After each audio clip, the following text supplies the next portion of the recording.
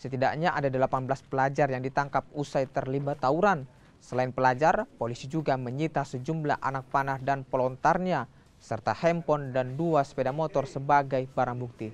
Kasus tawuran ini pun diserahkan ke Unit Perlindungan Perempuan dan Anak Polrestabes Makassar. Pelaku penyerangan di SMP 8 di Jalan Batuaraya.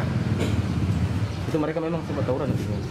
Kalau menurut dari pengakuan dari beberapa yang ditangkap bahwa dari kurang lebih 20 orang gabungan dari pelajar SMP 23 memanggil teman-temannya, ada beberapa sekolah sehingga berjumlah sekitar 20 orang datang menyerang di SMP 8.